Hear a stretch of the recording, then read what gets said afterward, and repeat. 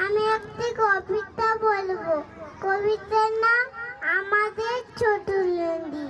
লিখেছে কবিগুরু রবীন্দ্রনাথ ঠাকুর।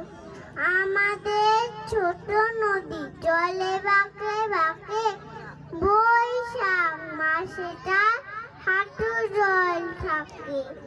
পার হয়ে যায় গরু, পার হয় গাড়ি, দুই ধার উঁচুটা ভালুকের বাড়ি।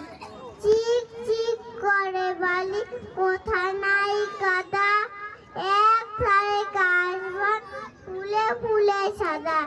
কিচিমিচি করে সেটা শালিকের চাপ, রাতে ওঠে থেকে থেকে শিয়ালের হাঁক।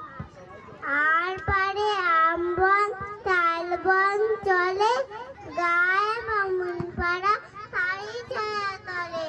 তীরে তীরে ছেলে মেয়ে নাহিবার কালে, গামছায় জল ভরি গায়ে তারা ঢালে। আষাঢ়ে বাদল নামে নদী ভর ভর, মাতিয়া ছুটিয়া চলে হারা খর তর। মহাবেগে কল কল কোলাহল ওঠে, ঘোলা জলে পাক গুলি উড়ে চটে। দুই কূলে মনে মনে পড়ে যায় সারা বর্ষা, উৎসবে জেগে ওঠে। নমস্কার।